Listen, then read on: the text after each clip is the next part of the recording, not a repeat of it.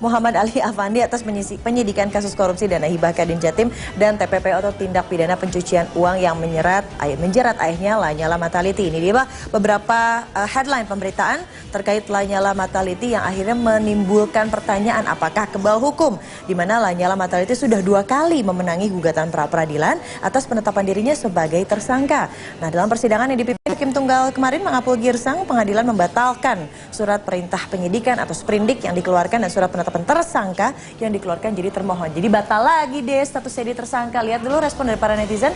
Fenomena banyak suap hakim dan MA membuat kejaksaan ngotot untuk cari kebenaran yang sesungguhnya. @tuah Sesbola, terima kasih sudah mencuitkan opini Anda. Lihat juga @ato_Sunarto, ini kok kayak dagelan saja. Bolak-balik kalah di pra-peradilan. Bikin sprindik lagi, mau sampai kapan? Terus untuk apa? Iya ya, jadi dibatalkan lagi, bikin sprindik lagi, dibatalkan lagi, bikin sprindik lagi. Jika memang tidak bersalah, tunjukkan batang hidungnya. Jangan sembunyi, setelah sembunyi tidak ada bedanya dengan yang namanya perampok. Nah itu dia ya, menjadi pertanyaan juga. Dewen, terima kasih sudah mencuitkan. Dan untuk membahasnya lebih lanjut, sudah hadir di studio Netizen News pengamat hukum pidana, Hudri Sitompul. Selamat siang Pak Hudri. Selamat siang, terima kasih sudah hadir, apa kabar? Baik. Pak, ini jadi pertanyaannya, kemanakah lalu ini kebal hukum? Pertanyaan seluruh para netizen begitu. Kemarin dibikin sprindik, terus akhirnya dikabulkan, dibikin sprindik lagi, dikabulkan. Sekarang ada lagi sprindik, dikabulkan lagi, gimana nih Pak? Ya kalau saya ngelihatnya lain ya, bahwa sebenarnya Nyala itu bukan kebal hukum, malah dia adalah yang benar. Ya. Hah? Yang benar yang Pak? Benar, karena kenapa benar? Kan kita harus percaya bahwa putusan pengadilan itu benar ya. Itu ada ajarannya ya, dalam bahasa Latin itu disebut res judiciata pro veritate ya. Yang artinya bahwa keputusan pengadilan itu harus dianggap benar gitu. Ya. Harus dianggap benar. Oke, ya. Ditekankan pada kata-kata ya. Dianggap benar. Ya, jadi kan ini sudah 4 jadi kali. keputusannya dong yang benar sebetulnya, bukan Lanyalanya. Bukan keputusan. Ya, otomatis karena Nyalanya ini benar, artinya atau juga prosedur ya, bisa jadi Nyala benar atau prosedurnya yang tidak betul, prosedur penyidikannya gitu. Emang prosedur penyidikannya yang betul itu seperti apa sih Pak? Memang selama ini kejaksaan dari Surabaya tidak melakukan hal prosedur yang benar, apa gimana? Yang saya tahu bahwa kan untuk menetapkan seorang tersangka itu kan harus ada 2 alat bukti dan ditambah harus pernah diperiksa orangnya sebagai calon tersangka.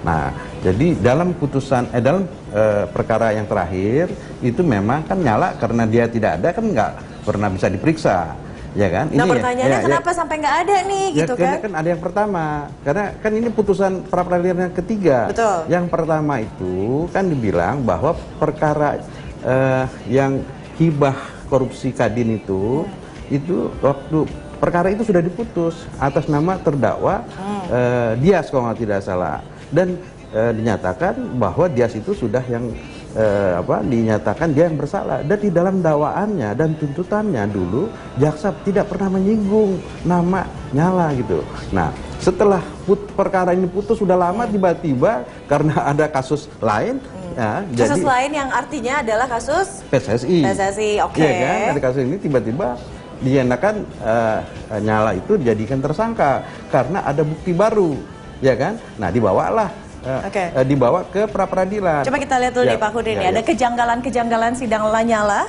di mana ini ada pertimbangan hakim yang katanya kasus korupsi dana hibah Kadin sudah diperiksa ya, dan sudah ada 2 pejabat yang divonis, 2 alat bukti lama, lalu dana sudah dikembalikan, tidak ada kerugian negara. Iya sih, dananya sudah dikembalikan, tapi kan berarti mengaruh keuntungan sebelumnya. Begitu kan, karena diinvestasikan. Kita lihat lagi ini versi jaksa, ada 2 alat bukti cukup untuk menetapkan tersangka. Hakim seharusnya melihat tanggal penetapan penyidikan, ya kan. Alat bukti baru berupa kwitansi dibuat pada tahun 2012 begitu, dan kerugian negara ini harus diuji dengan memeriksa pokok perkara. Ini kalau ngomongin siapa salah siapa benar, kayaknya seperti ngomongin duluan mana nih, telur apa ayam begitu kan. Pertanyaan yang paling mendasar adalah, oke, katakanlah Lanyala benar. Kalau benar, loh ya kok nggak balik-balik ke Indonesia, kok masih sembunyi aja sekarang di Singapura gitu loh Pak. Ya, saya itu menggarisbawahi pernyataan Anda kayak telur dan ayam. Iya kan? Ini siapa yang, apakah Nyala yang salah atau kejaksaan yang salah? Karena Nyala beranggapan kalau saya di sini pasti saya dizalimin, pasti saya ditahan, pasti ditangkap. Apa indikator yang menzalimi? Sekarang kan kalau kita sepakati dari awal tadi, oke, kita negara hukum ya. Sepakat ya kita negara hukum. Berarti kalau misalnya keputusan hukum yang dikeluarkan harus ditaati dong. Sekarang perjalanan hukum, kasus ini kan judulnya mau diselesaikan nih Pak. Gimana mau selesai kalau yang bersangkutan tidak hadir-hadir? Ya ini kan gini, tadi kan saya udah singgung. Yang pertama kan dia dinyatakan, ini pra peradilan pertama menyatakan bahwa penyidikannya tidak sah, ya kan? Nyala masih ada di situ, masih ada di Indonesia. Keluarlah kemudian sprindik baru. yang sprindik yang baru kedua, ya kan? Nah ini sprindik kedua dianggap Nyala bilang wah ini dia kejaksaan ini sudah tidak objektif lagi karena saya pasti apapun alasannya saya akan ditangkap, akan ditahan. Karena itu dia lari. Ini menurut pendapatnya Nyala ini. Jadi ini ya, jadi kita juga harus melihat posisinya Nyala itu kenapa dia lari, bukan semata-mata dia lari bukan tanpa alasan. Ya, dia lari itu karena dianggap memang ada buktinya, maksudnya memang wah ini mau dizolimi nih gitu kan, kejaksaan bilang hey gue mau zolimi. Loh iya kan? Karena ada sprindik baru yang kedua. Kan yang pertama kan pra peradilan menyatakan udah tidak sah. Ya kan? Kemudian kalau memang terkait kasusnya memang banyak dan ada 2 alat bukti? Loh, kan sudah dinyatakan putusan itu dia tidak bersalah oleh tadi yang saya katakan. Dikabulkan pra peradilannya. Saya katakan res judiciata pro veritate itu artinya putusan pengadilan itu harus kita anggap benar, kita hormati. Itu yang saya bukan pembelaannya penasihat hukum Nyala, tapi saya coba melihat dari perspektif lain. Saya melihat bahwa kenapa Nyala itu dia melarikan diri ya artinya bukan melarikan diri, dia keluar negeri lah ya. Dia sembunyi ya di Singapura. Dia keluar negeri lah ya, dia sembunyi di luar negeri gitu kan. Nonton F1 di Singapura kayaknya. Ya, karena dia bilang wah ini pengadilan kan atau kejaksaan sudah tidak objektif lagi. Lu kan ada putusan putusan pra peradilan pertama. Kenapa yang kedua dikeluarkan sprindik lagi gitu kan, jadi bingung juga nih para netizen. Jadi siapa yang salah, siapa yang benar? Pertanyaan selanjutnya bagaimana solusi konkret untuk menyelesaikan masalah tindak pidana pencucian uang ini, Pak? Kalau saya usul ya, pihak kejaksaan itu ya coba jangan menyatakan bahwa Nyala pulang akan ditahan. Kan kita dengar Kajati bilang pulang aja, dibilang pas begitu pulang akan saya tangkap. Ya dia bilang kan gitu. Tapi kalau misalnya kayak begitu sebenarnya juga kalau misalnya posisinya Nyala benar juga menurut pendapat saya.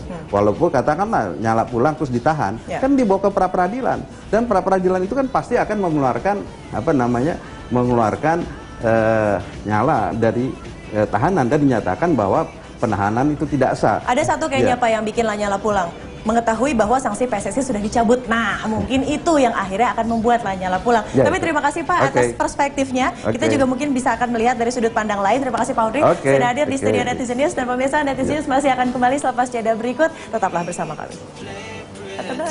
If you stay with me again, would you mind closing the bedroom?